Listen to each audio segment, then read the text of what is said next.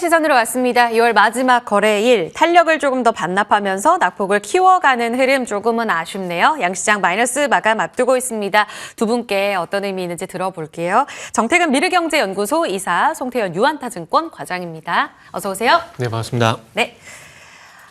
양시장을 2월, 아직 종가가 나오진 않았지만 한 달을 쭉 돌이켜보면 1월의 하락분을 거의 다 양시장 다 되돌리면서 상승으로 월봉상 마무리를 할 것 같습니다. 2월 상승 전체적으로 양시장을 견인했던 그 핵심은 뭐라고 보시는지, 매크로, 내부 정책, 반도체 주도력 여전히 살아있다 등 다양하게 이야기가 나올 것 같거든요. 그리고 3월까지 이어질지 정 이사님 답변 주시겠어요?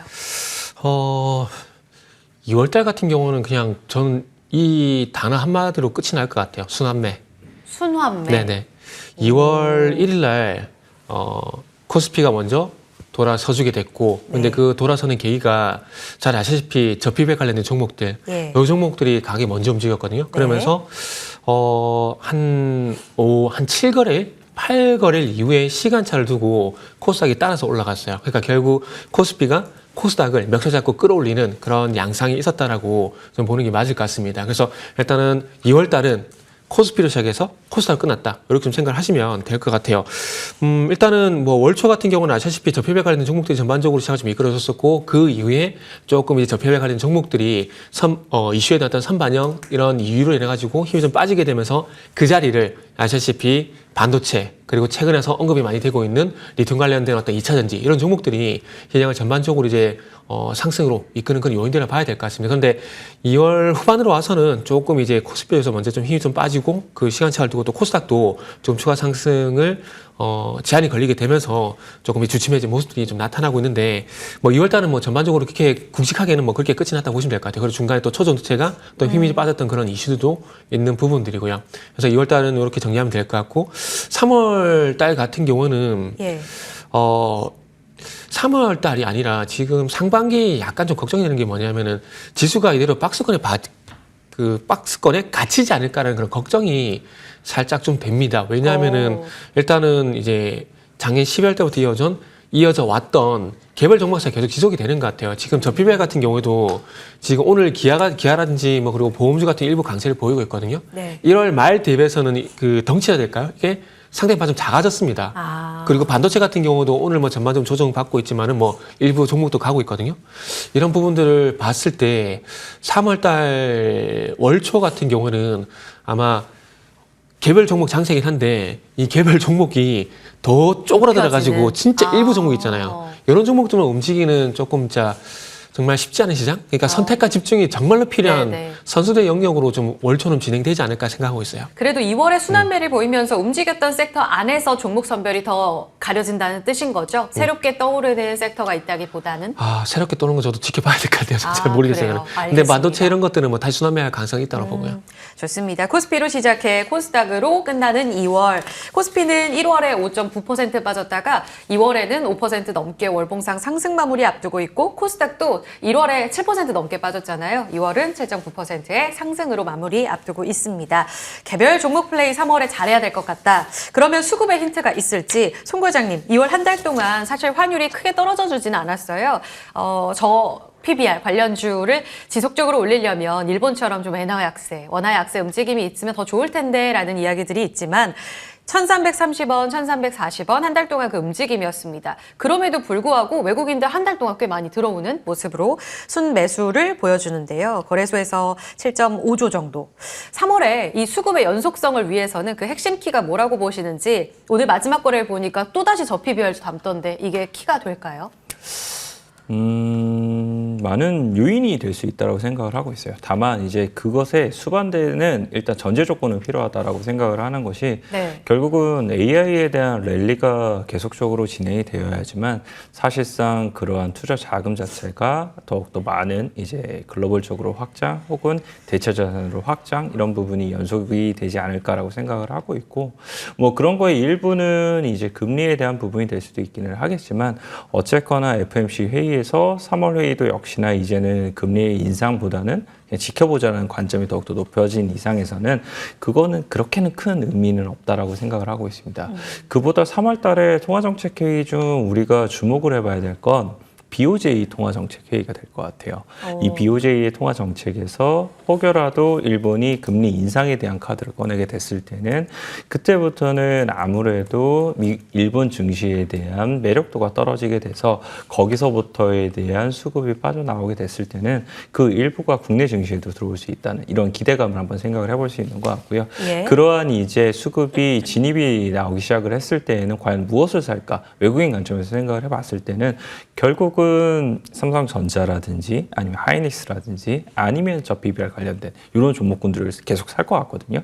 그런 관점에서 생각을 해봤을 때 일단 수급 관련돼서는 시장에 큰 쇼크가 나오지 않아야 된다는 점, 이 점이 가장 중요할 것 같고 예. 그 외에는 일본의 금리 흐름 이 부분이 어떻게 진행이 되는지 이걸 좀 지켜봐야 될 것 같습니다. AI 랠리가 미국 중심으로 계속 이어지느냐 중요하고요. 3월 19일에 있을 일본 BOJ 회의에서의 정책 변화 눈여겨보겠습니다. 시장 안에서 여전히 2차 전지가 바닥을 다졌느냐, 2월에도 그 시그널에 굉장히 좀 주목하는 모습을 보였는데요. 최근 세계 1위 리튬 기업인 앨범알 주가가 심상치가 않습니다. 이번 실적 서프라이즈 보여줬고 리튬 가격 바닥을 다지고 있다라는 실적 컨퍼런스 콜에서의 멘트도 인상적이었는데 실제로 미래나노텍 계속 상승하고 있고요. 오늘은 리튬 포스가 바닥에서 올라오는 모습 보여줍니다. 정 이사님, 리튬 가격의 네. 상승이 2차 전지주 의미 있는 상승이 굉장히 중요하다고 말씀을 해주셨잖아요. 3월에는 좀 양극재 쪽까지 온기가 퍼질 수 있다고 보시는지, 결국은 좁혀간다면 리튬주 안에서도 굉장히 개별적인 플레이만 있을 거라고 보세요? 일단 양극재 같은 경우는 지금 말씀하신 미래나노텍이라든지 강원에지 대비해서는 높진 않지만 반등이 나왔습니다. 그리고 에코프로비엠도 반등이 나왔다고 보는 게 맞다고 생각을 하고 있거든요. 네. 단지 높이의 문제라고 좀 보고 있고요. 그리고 이제 2차 전지가 아니라 2차 전지라기보다는 어찌 보면 리튬 플러스 양극재 기업이라고 보는 게 맞는데, 이 부분에 대해서는 저는 개인적으로 추세적인 어떤 상승보다는 어떤 순환매 쪽으로, 순환매의 어떤 기술적 반등, 좀 이렇게 좀 생각을 하시고 대응을 하시면 좋을 것 같아요. 이게 왜 그렇게 말씀드리냐면은, 이게 나빴다가 나쁘지 않다로 넘어간 거지 나빴다에서 좋다로 넘어간 건 절대 아니라고 생각을 하셔야 되거든요. 굿과 나배드는 분명히 틀리거든요. 그리고 그렇죠. 그 이전에 물론 또 이게 또 이런 말씀드리면 또 지자랑하네 이렇게 생각할 수 있는데, 제가 1월 달에 분명히 에코프로비엠 실적을 얘기하게 되면서 이 재고평가서를 전부 다 반영하게 됐고 중국의 탄산리튬 가격이 좀 바닥을 다져가고 있기 때문에 에코프로비엠 실적이 발표가 되게 되면은 오히려 나쁘지 않다는 인식 때문에 반등이 나올 가능성이 있다라고 제가 말씀드렸던 기억이 분명히 있거든요. 예. 지금은 딱 그거 이상 그거 이하 저는 아니라고 봅니다. 네. 지금 화면 같은 경우도 리튬 가격이 나오고 있는데, 지금 중국 탄산리튬 가격이 최근에 현물 가격까지도 톤당 10만 위안을 넘었더라고요. 손익분기점이 10만 위안이에요. 10만 위안인데 이제 넘었어요. 근데 지난주에 중국 그 탄산리튬 선물 가격이 10만 위안을 넘었었거든요. 그래서 선물 가격이 넘어가다 보니까 예. 현물 가격에 따라서 올라가고 있는 상황들인데, 지금 손익분기점이 간신히 넘어서면서 하방 경직성이 나오는 것들이지, 과거 2020년, 2021년처럼 그 가격까지 과연 리튬 가격이 간다라고 보는 게 맞는 걸까요? 그건 절대 아니라고 보거든요. 왜냐? 지금은 어쨌든 리튬 가격이 수요적인 측면이 아니라 공급적인 측면에서 해석을 해야 되는 거거든요. 감산에 대한 부분들. 그러니까 결국 감산한다는 공급량을 줄인다는 얘기잖아요. 그러니까 수요가 늘어난 게 아니라 공급량을 줄인다는 얘기잖아요. 그렇기 때문에 공급적인 측면에서 봤을 때는 반등은 나오겠지만, 그래서 추세 상승이 힘들다라는 겁니다. 그리고 핵심 광물 이슈가 있다 보니까 요거와 관련돼 가지고 실적이 잘 나온 강원에너지 그리고 미네랄텍이 올라갔고, 그리고 나서 아직까지 분위기가 좀 괜찮다 보니까 이쪽으로 하기 좀 부담스러운 거예요. 그러다 보니까 하이드로리튬 그리고 리튬 포스가 조용하다가 네. 그러니까 순환매 관점에서 이렇게 종목 돌아서주는 거죠. 예. 근데 수요적인 측면을 계속 말씀드린 이유가 뭐냐면은 다른 네. 거 다 제쳐두고요. 지금 하이브리드 얘기가 나오잖아요. 전기차 입장에서 하이브리드 얘기가 계속 고조가 된다라는 게 딱히 좋은 뉴스는 아니거든요. 아니죠. 네. 그죠? 그런 부분들을 보게 되면 수요적인 측면은 아직까지 멀었다는 겁니다. 그렇기 때문에 지금 2차 전지가 반등이 나와가지고 혹시라도 뭐 수익이 나셨거나 좀 수익으로 제한되신 분들은 좀 축하드릴 일이지만은 이걸 추세적 상승으로 가는 어떤 시발점으로 생각해서 공격적으로 매수하는 건 저는 아직까지 무리가 있다고 봅니다. 알겠습니다. 시그널 전환 있으면 3월에도 꼭 짚어주시고요. 여전히 not bad지 굿으로 바꾸는 시점은 아니다. 정리하겠습니다. 자, 오늘장 특징주 종목을 통해서 시장 분위기를 좀 엿볼 텐데요. 앞서 애프터 브리핑에서 함께 하셨습니다만 오늘 폴라리스 오피스 오전부터 강해서 오후까지 상승세 잘 유지됩니다. 폴라리스 오피스라 쓰고 저커버그의 동선이라 읽어야 될지 업스테이지 CEO 포함해서 AI 스타트업 기업들 많이 만났다고 하는데 그 동선 안에서 힌트를 찾아서요. 업스테이지와 함께 폴라리스 오피스가 주목받는 모습이었습니다. 직고점 돌파할 모멘텀까지 될지 연속성 기대할 수 있을까요? 저도 궁금해요. 그런 건. 사실 글쎄요. 이슈를 통한 테마적인 흐름 뭐 이 정도로 생각을 하고 있는데 일단은 관계가 있는 종목군들이 상한가에 진입한 종목들이 보이고 그 외에도 폴라리스 오피스 같은 경우에도 거래량이 상당히 많이 터지게 되는 이런 흐름이 나왔었는데요. 이런 부분 자체가 과연 추가적인 상승이 얼마나 이루어질 수 있을지 이거 자체는 사실은 너무나 그날그날의 시장의 흐름에 따라서 달라질 수가 있어서 저희가 예측을 한다거나 그런 거는 사실상 의미는 많이 없다라고 생각을 하고 있고요. 다만 이제 지금 들어가서 상한가까지 들어간 이 기업들이 있는데 그에 비해서는 순위가 다소 조금은 뒤에 있는 거잖아요. 그런 말인즉슨 그만큼 수급의 강도 자체가 조금 덜하다는 것을 의미를 하게 될 텐데 결국 이 지금 구간에서 만약 내가 가지고 있지 않은 분들이라면 과연 내가 이걸 들어갔을 때 갭으로 얼마만큼이나 수익을 창출을 시킬 수 있을지를 고민을 해야 된다라고 생각을 하고 있습니다. 그래서 이 부분에서 있을 때는 저는 개인적으로는 조금은 조심을 해야 되지 않나라고 생각을 하고 있고 갭으로 만약에 뜨게 된다 하더라도 그 갭이 사실상 어느 정도 고가를 형성하고 내려올 가능성이 상당히 높은 테마군이 되지 않을까 이렇게 생각을 하고 있습니다. 그러니까 마크 저커버그의 동선 자체가 오늘 투자 아이디어가 된 건 맞고 말씀하신 대로 폴라리스 오피스만 놓고 봤을 때는 같이 움직인 FP 소프트, 컴퍼니 K, 스톤브리지 벤처스 이쪽보다는 약한 것으로 미루어서 봤을 때 강한 쪽은 연속성이 있다는 힌트가 되지만 이쪽으로는 조금 신중해 보셔라 이렇게 정리할까요?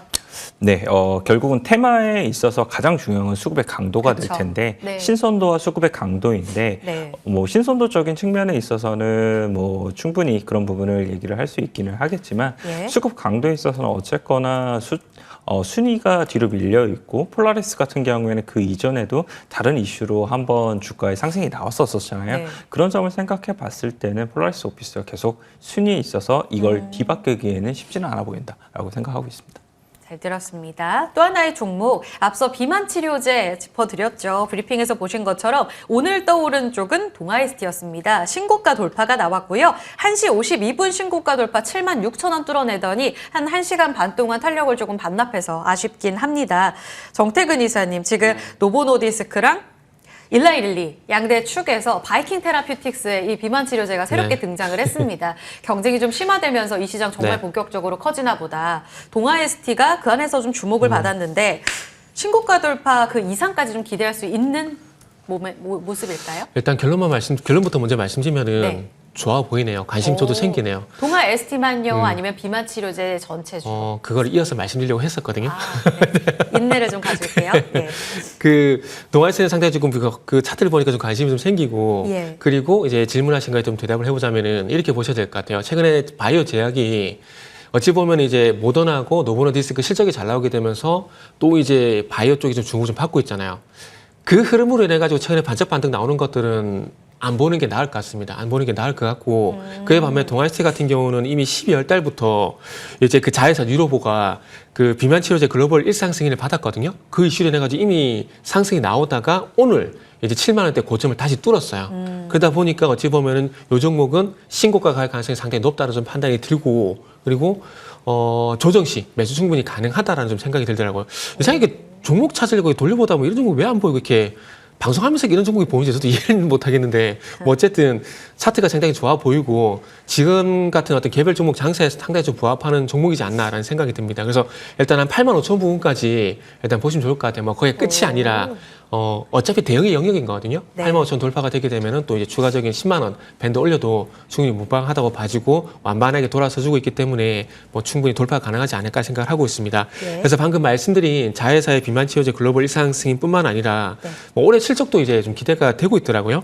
뭐 참고서 말씀드리면은 마일스톤하고 그로트로핀 그리고 슈가는 복합제 라인업 요런 부분이 추가가 되게 되면서 올해 영업이익 같은 경우는 별도 기준으로 한 427억 정도 예상이 되게 되면서 2023년 대비해서 42%까지 성장이 예상이 된다고 합니다. 그래서 어찌 보면은 비만 치료되었던 모멘텀 그리고 본질적 가진 실적까지 좀 받쳐주는 실적까지 좀 기대가 되는 상황들이기 때문에 아마 조금 이제 내용을 좋아하는 분들 같은 경우는 그 종목을 선정하는 포인트가 내용을 좀 좋아하시는 분들 같은 경우는 뭐 동아시스 같은 경우는 충분히 아마 매력 있는 종목이지 않을까라는 그런 생각이 좀 드네요. 아까 한미약품이나 다른 쪽 안에서는 그냥 튀어오르는 쪽은 좀 네네. 조심하셔라 했지만 네네. 한미약품도 대표 GLP-1 네네. 관련해서 대장인데 그쪽도 지금 관심권인 건가요? 그쪽이 뭐 짧게만? 솔직히 못 봤어요. 사실 그래요? 솔직히 말씀드리면 지금 매력적인 건 확실히 네. 동아ST다. 그 동아시티는 그 이렇게 방송 준비하면서 봤는데 충분히 이게 좋아 보이는데 네. 사실 알겠습니다. 제가요 좀 보는 것만 좋은 성향이 있거든요. 그러다 보니까 한미약품은 솔직히 서치를 못했어요. 선택과 집중하시는 성격이셔서 좋은 쪽으로는 명확하게 또 답을 주십니다. 조정 시 매수 관점 유효하고 증권가에서 동아ST TP가 없거든요. 85,000원 1차적으로 높게 보셔도 된다. 의견 참고해 보세요. 그러면 암호화폐 쪽 가겠습니다. 어마어마합니다. 지금 비트코인 8천만 원 돌파해서 1억 원을 넘어서는 건가 이런 이야기도 있습니다. 반감기 모멘텀까지 지속 랠리 한다면 오늘 가장 강했던 우리 기술 투자도 상단 열어도 될까요? 열어도 된다고 생각하고 있어요. 모든 관련주로 봤을 때요? 가상화폐 관련주? 아니면 이 거래소 지분 투자 있는 쪽이 조금 더 매력적이라고 보시는 건가요? 사실 그런 건 중요하지 않다라고 생각을 하고 있습니다. 그냥 얼마만큼이나 이 랠리에 있어서 상징적으로 비트코인 가격이 올라갈 땐 이 종목이 수혜를 많이 받는다라고 사람들의 인식 속에 있을 만한 이런 종목군이 어디인지.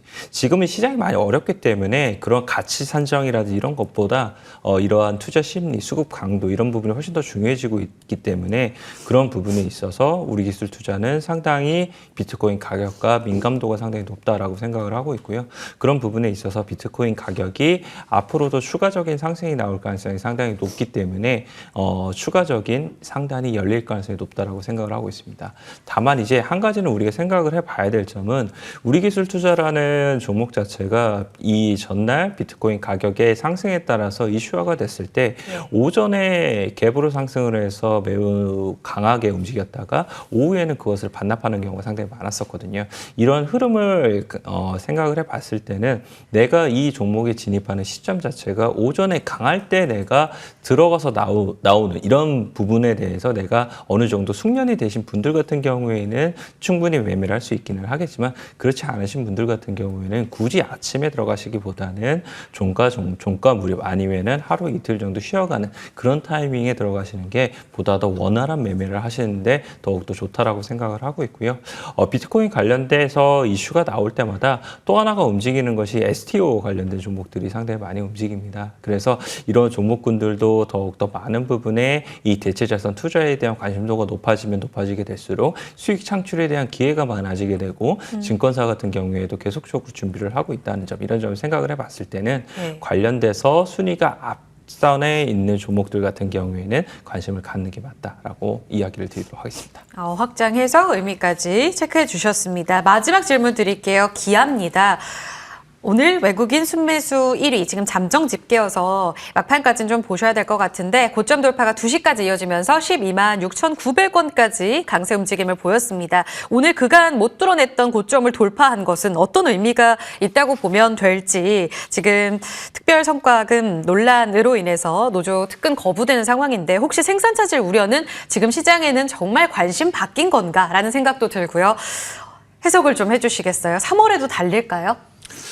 지금 분위기 보면 간다라고 봐야 되지 않을까요? 그러니까 지금 말씀해 주신 것들이 거의 어떤 악재라고 좀 봐야 되는 부분들인데 그게 항상 그렇잖아요. 그 시장에서 종목을 보거나 뭐 시장 이슈를 볼 때 참 시장이 좀 얄미운 게 보고 싶은 것만 본다라는 거죠. 말씀하셨듯이 뭐 사무처 특근 거부라든지 이런 것들 보게 되면 생산 차질이 분명히 있을 건데 이런 것들도 뒤집어 보게 되면 이제는 국내보다는 해외가 생산이 더 많은 부분들이 있고, 그리고 이제 뭐 저 PBR 관련돼 가지고 기아 같은 경우는 딱 제대로 가치 받고 저는 달린다라고 봅니다. 뭐 오너 인상인지 이런 거 다 차치하고 기아라는 이 종목이 가지고 있는 가치, 실적. 이전에도 제가 그 말씀 드렸던 기억이 나는데 기아는 왜 10만 원 못 간지 이해를 못 하겠다고 그런 얘기를 제가 예전에 한번 간간히 들었는데 이제야 이제 본인 가치를 적용받고 가고 있는 구간이기 때문에 아마 더 가지 않을까 하는 생각이 좀 들어요. 실적도 좋고 그리고 주주 환원책 최근에 상당히 외국인들 입장에서 만족스러운 주주 환원책이 나왔거든요. 그래서 그런 부분들을 보게 되면 외국인들이 이런 생각이 듭니다. 그네들 입장에서 기아를 안 살 이유가 있을까? 그런 생각이 좀 드네요. 그래서 예전에 뭐 기아가 왜 10만 원 못 가지 아쉽다고 말씀드리면서 만약에 현대 완성차가 미국 시장에 있었으면은 이렇게 됐을까라는 얘기 좀 드렸었거든요. 예. 그래서 그런 얘기 드린 이유가 뭐냐면은 조금 전에 말씀드렸듯이 이제 가치를 인정을 받고 주가가 달리는 구간들이기 때문에 뭐 지금 위치가 많이 높긴 높아요. 그럼에도 불구하고 추가적인 상승은 항상 시세라는 것들이 생각보다 더 가고 더 빠지잖아요. 그런 관점에서 보게 되면은 기아 같은 경우는 뭐 지금 뭐 15만 원까지 도달할 가능성 보고 와. 기분 좋게 뭐 가지고 계신 분들은 뭐 상승을 즐기셔도 된다? 그런 말씀 드리고 싶네요. 알겠습니다. 저 PBR주 막판까지 힘쓴 모습으로 2월 마무리하네요. 기아 15만 원까지 수익을 즐기시는 구간 이렇게 정리해드리겠습니다. 2월 마지막 프로의 시선 두 분과 인사 나누겠습니다. 정태근 이사, 송태현 과장과 함께했습니다. 감사합니다. 네, 감사합니다.